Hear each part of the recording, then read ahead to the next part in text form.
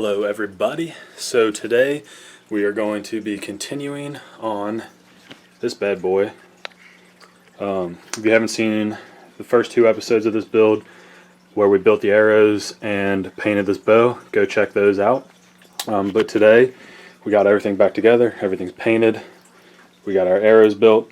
So today we are going to start on putting the rest of the accessories on, getting this bow shootable again. So we're going to start with the rest today, and the rest I'm going to be putting on this bow is just an older Trophy Taker Smackdown XFC. There we go. It's a cable driven rest. I did the limb drivens for a while, but I didn't like how much cord you had going from your rest to your limbs. It could get snagged in things and it could stretch, so the cables are just a little more compact, and I haven't noticed any issues with them. So let's get right into it. Okay, so the first thing that I'm going to do with this bow before I put the rest on is check the cam timing and the cam sync. So the cam sync is basically where the cams are sitting at rest, and some bows have like a little hole or a little guide post to where you can see where the string's running through to check your sync. This bow does not, so I'm just kind of making sure that everything looks okay, and it does. So usually if the cams are in time, they're going to be in sync too. But the timing is at full draw, whether or not your draw stops right here and right here are contacting your string at the same time when you're at full draw. So to do that, you really need a draw board, would be the best way to do it.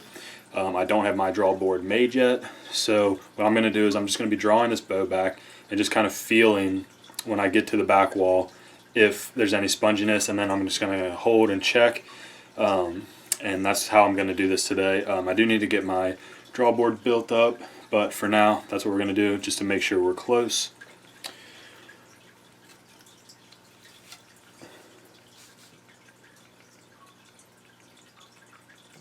So right there,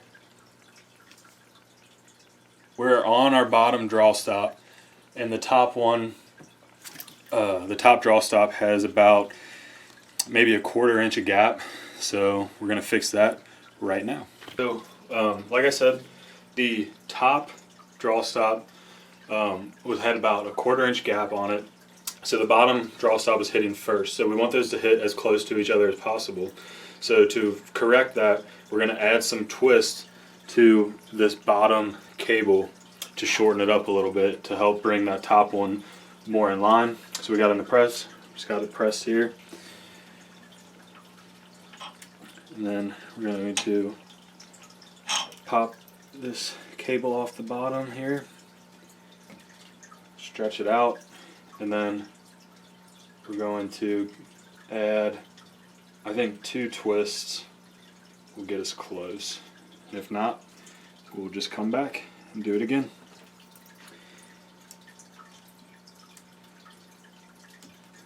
Make sure that's back on, check with the rest of your strings, make sure everything stayed seated.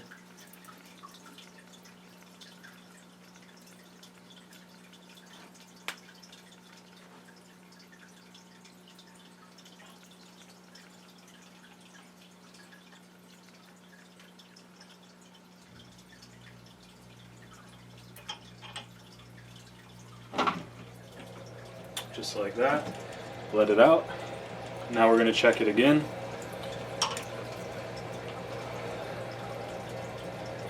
So we're going to draw it back.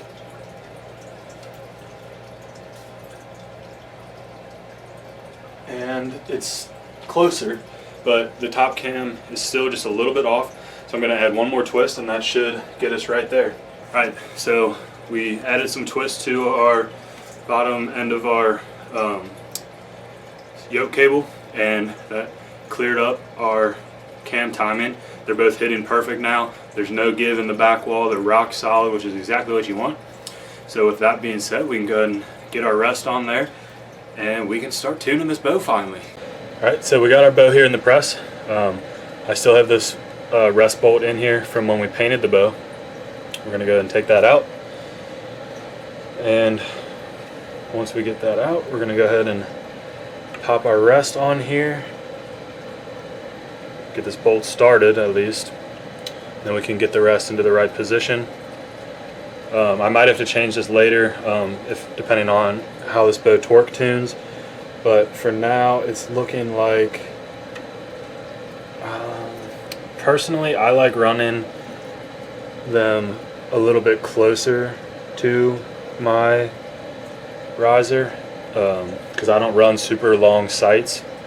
So we're going to start it about right there, I'd say. Grab an Allen wrench here.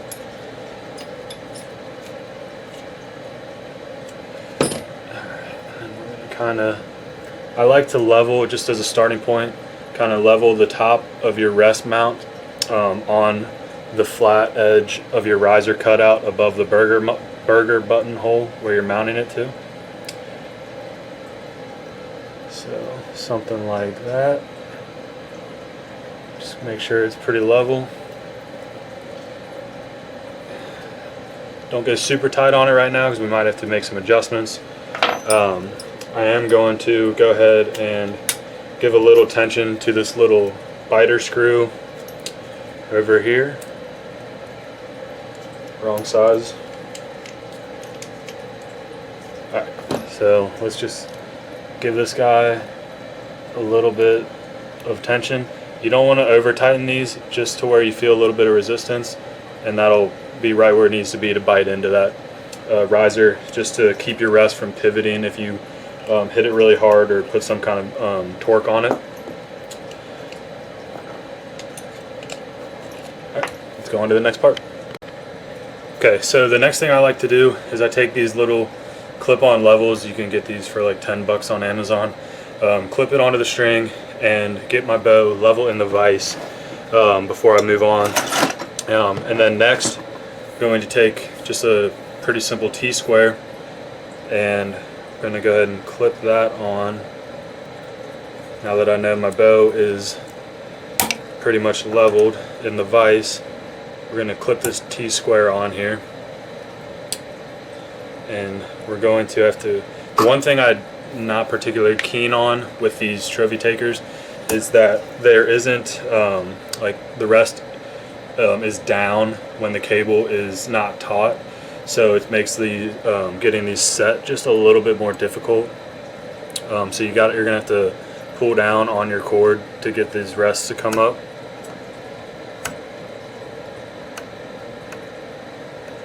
So once it's up there, we can slide that T-square down, and it's going to show you basically if your rest needs to go up or down, because we want to get the rest pretty much centered to where the bottom of our arrow is running on the bottom of the burger button hole. That's where I like to start it. So we're going to do that now and get everything in a good starting position to keep going on with this tune. Okay, so we got our rest in a good vertical position to start with. Now, to get it to the horizontal position that I like to start tuning, I'm just going to throw an arrow on here outside of the vise, and I'm going to be looking down the top of the cam, the tiller bolts on your limbs, and the arrow, and I want to try to get those in a perfect line to start off the tuning. So this is all just kind of done by eyeballing. And then you kind of sit it on the ground with the arrow in there and just kind of check and see if it's running down your tiller bolts.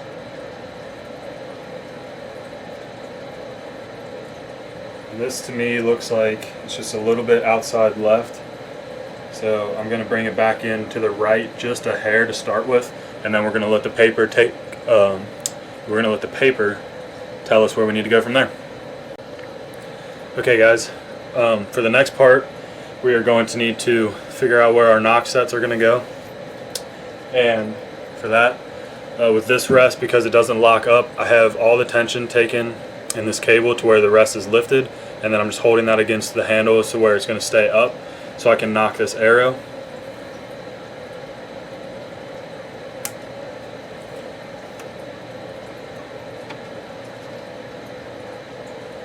And then this is another time where I'm just going to kind of eyeball it to 90 degrees. I could use the square, but I'm just going to kind of eyeball this because we can always adjust the rest later. And then after I've eyeballed it, I'm going to go ahead and take a Sharpie and just mark the top and bottom of this knock.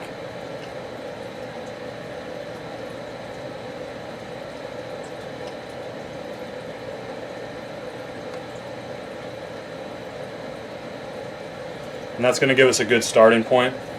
Like I said, we're going to tune this out with the paper after this.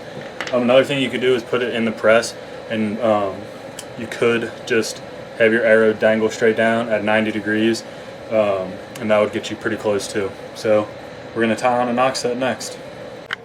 Okay guys, to do these knock sets, I'm using 3D end serving from BCY. I love the 3D, have good luck with it. I'm using white today. So you're just going to pull you out, I don't know, maybe 8 to 10 inches, burn it off with a lighter, and then what we're doing is called a knock set, and we're doing over and under knots. I've had bows that I've had a top knock set only, or a bottom knock set only, or both, and I always find myself coming back to doing a top and bottom. It just makes changing out D-loops really quick and easy. And it just gives you a good starting point to know, because D-loops can twist around your string and change position, so it just gives you a good repeatable place to always come back to when you're tuning. So I'm going to go ahead and tie this top set on first. So you're pretty much just making a double overhand knot, and you're going to pull it down gently to where it's going to lay flat and not ball up on you. And then you're going to kind of get that down to where there's a little bit of space between the knock, but not much. Especially on a longer axle-to-axle bow like this, you don't need as much space because there's not going to be as much knock pinch. So then you're going to go under the string for this knot and do the same thing. Hence why they're called over and under knots.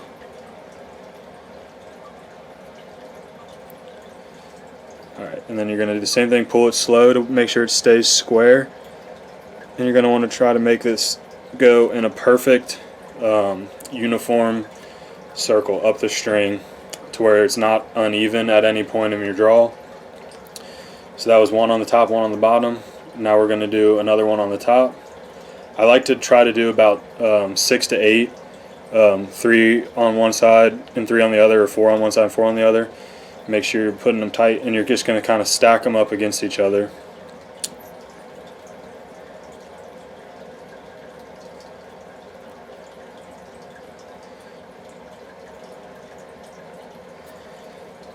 There's 2 on each side. Back to the top.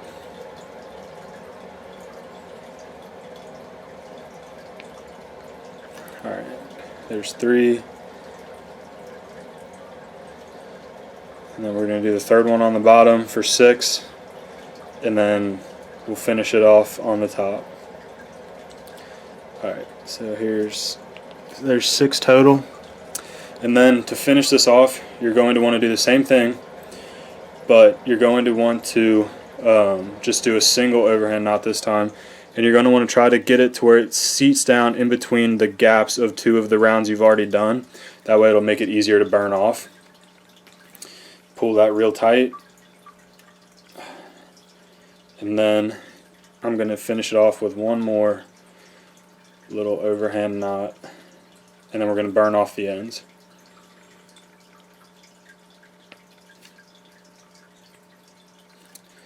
Alright, so now we're going to get this arrow out of the way for a second,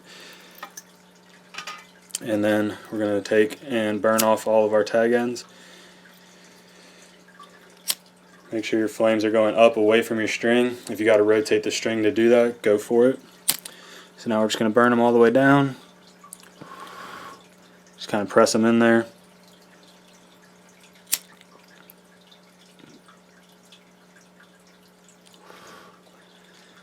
And now you got a good circular knock set for the top, and we're just going to do the same thing for the bottom.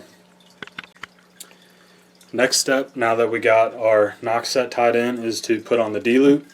I'm not sure what material this is because It actually was a piece that came off this rest. It wasn't long enough to use it on the rest anymore because someone had cut it off. So I'm going to use it for a D-loop here because it matches the string and it looks good. I usually use BCY's their standard, I think number 23 or number 24 D-loop material. But for this one we're going to use this. So the first thing I like to do is I like to make a J, and I'm going to put that J on the side of the string that's facing towards me. And then you're just going to put both ends through the loop that you made under the string, and then pull this side tight until your melted side is snugged up. If you guys can see that, maybe. Just like that, your little melted end here. You're going to pull that through till it's snugged up, and you want to stack your tag end underneath that melted end so that it locks it into place, and squeeze out any of the gap right here in those two, and then pull that tight, spin it around to where it's centered on your string for the most part, and then pull that one tight. Again, we can spin that around to make sure it's centered. So that's how I like to start that end, because then you don't have to do any cutting. You can just pull that all the way through till your already melted end is locked into place. And if you're a right-handed shooter, you're going to want this first knot facing away from you, facing towards your sight and your quiver, basically.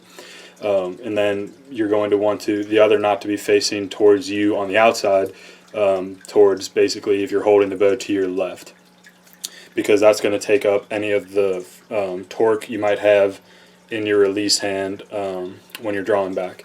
And if you're a left-handed shooter, obviously you would just do the opposite. Alright, so to do this other side, we're going to come under the back of the string, back through the middle, around the string again, and then back through the middle once more. And then we're going to pull this tight. Again, you're going to want to stack them underneath of each other. And I like to pull this through until you've got maybe a 1/4 to a 1/2 inch of material of D-loop, because we're going to stretch it out when we tighten it up all the way at the end. So I like to just have like a 1/4 inch or so, maybe a 1/2 inch at this point, because when we tighten it up later it's going to get bigger. So we're going to button that up right to our nocks that we just tied, and we're going to get all the gap out of the bottom of that knot so that it doesn't want to separate or slide down our string once we get it tight. So once we do that, you just take a razor blade or some scissors or something. I'm just using a knife here. You're going to cut off your excess. Make sure you stay away from your strings.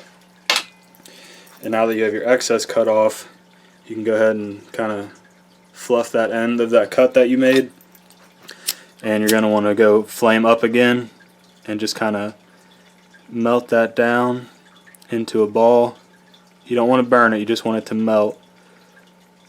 Just like that. And then you can kind of give it a little flattening with the end of your lighter there.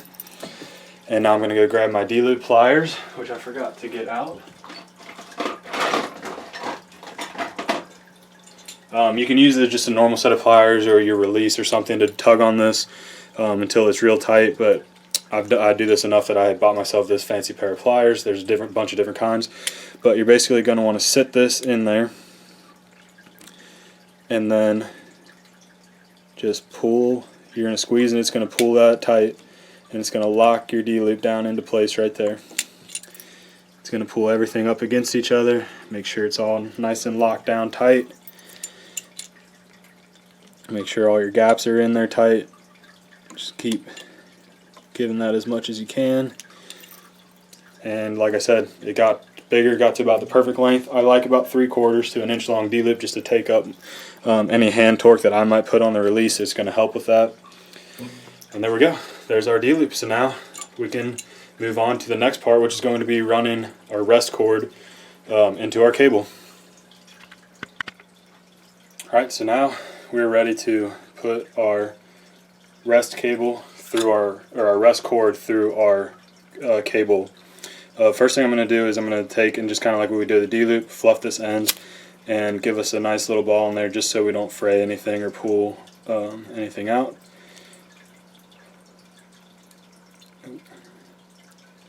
Just get that melted down there. Now we're going to put a few turns of the press on here just to give us some tension released.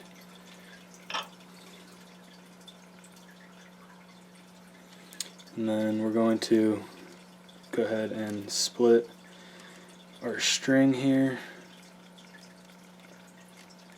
The two colored strings make it pretty easy to know where the middle is. But if you didn't know where the middle is, you could just count out the strands if you just had a solid color string. And it's not super critical if it's not right in the middle, but it definitely is going to help. Alright, so we're going to just go ahead and throw that through there. Just pull it through to make sure it's not going to come out for now. And make sure everything's still seated with your string wise. And then we're just going to let the tension back out of this bow. And now we're going to get on to timing it. So next step here is we're going to be timing this rest cord because it is a fall away rest. It falls away basically because of the tension provided by these cables, pulls the rest into place, and then when you shoot, the tension lets off the limbs and the cables, and that causes the rest to fall away. So they're really easy to time. What you're going to want to do is once you've got it through your cable, you're going to want to pull out pretty much most of the slack out the back of the cable, and then all you're going to do is draw the bow back, and it's basically the timing is going to set itself because it's going to pull through the amount of cord that it needs, and once it does that, it's going to be set. You're just going to have to tie it in. So we're going to do that right here. Just going to draw it back, and as you can see, it pulled through the amount of cord that it needed.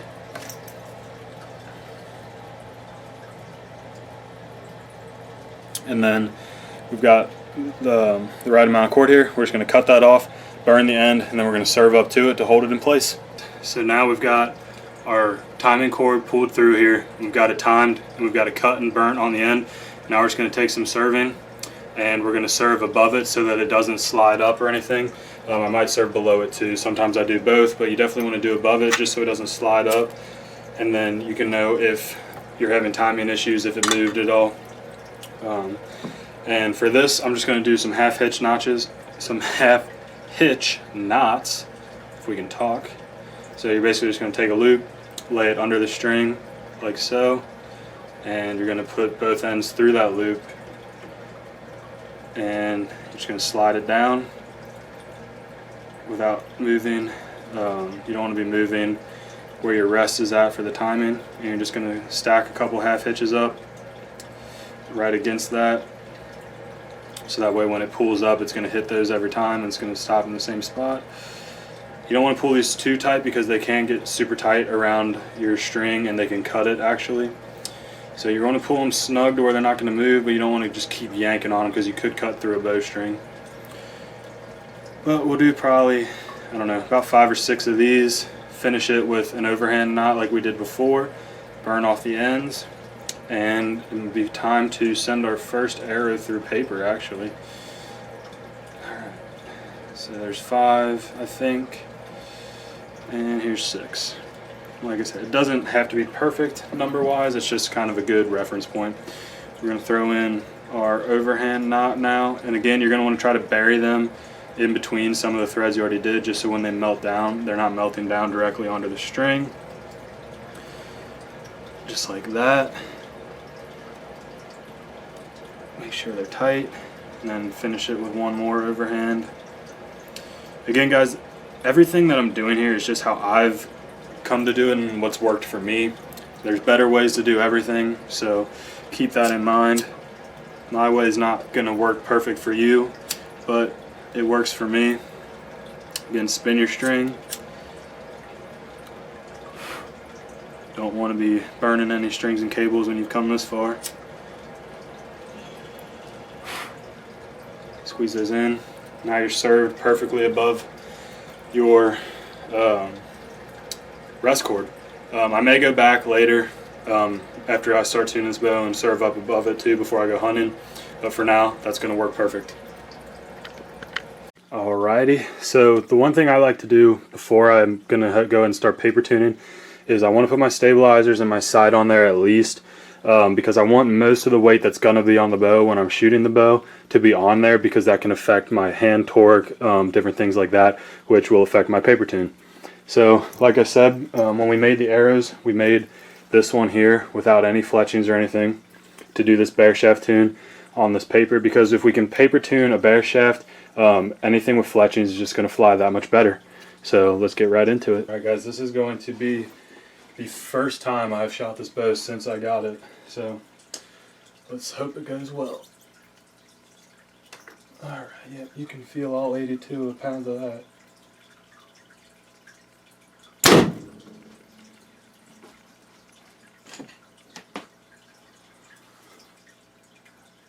Alright, so as you can see that hole there, not a terrible tear for a bear shaft.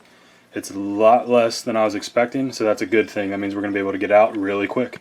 Alright, so what I did, guys, because if you can look at this tear, the tip of the arrow entered here, and the rest of the arrow entered through the paper here. So it's basically, this is really exaggerated, but if the arrow was flying straight in, it would just be a bullet hole like that. But instead, we have a tear like this, which is really exaggerated. Of course, it's not that bad. But to correct that, so we have it's a tail low and tail left. So for the tail low, I moved the rest down to straighten out the path of the arrow. And for the tail left, because HOYTs have a yoke tuning system, and because I already have our rest center shot, I don't want to mess with the rest. That's just kind of putting a band-aid on it. So we put a twist in the left yoke of this HOYT, and hopefully that's going to straighten us out. So we'll fire another shot. Shot number 2 for the paper tune here. Oh yeah, gonna have to get used to that 80 pounds, boys.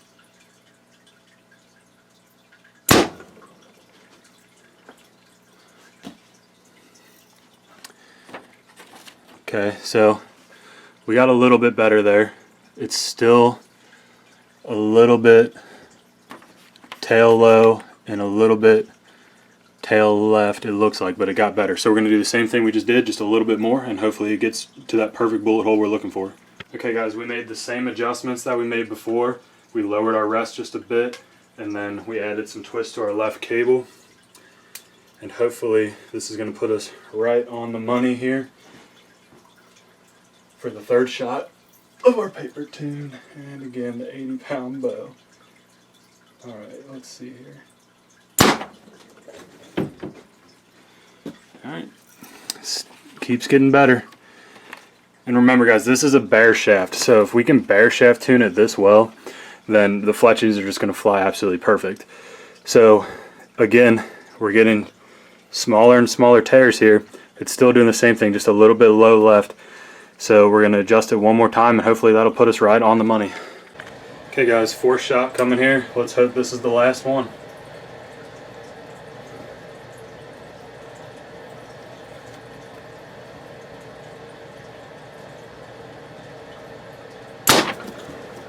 Oh yeah. Alright guys, so for a bear shaft, you really can't ask for more than that. That is pretty much a perfect bullet hole with a 700 grain arrow bear shaft.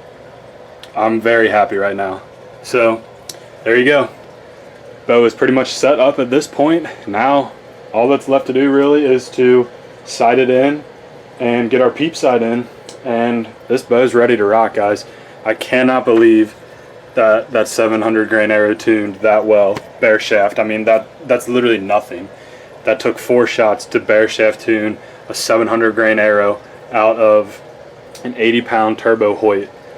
And I was really nervous about this arrow combination when I made it. I thought it might be a little too heavy, but this 80-pound HOYT's handling it like nothing. So this is going to end it for this video. Make sure you stay tuned because we still got a lot of work to go on this bow. We're going to go make sure we sight it in. We're going to chrono it and basically just give a full rundown once we're finished with everything on what all I decided to do to this bow. So yeah guys, thanks for watching. As always, don't forget to subscribe to my YouTube channel, and if you want, go check me out on Instagram, t.s_outdoors. I love you guys. Thanks for watching, and we'll see you on the next video.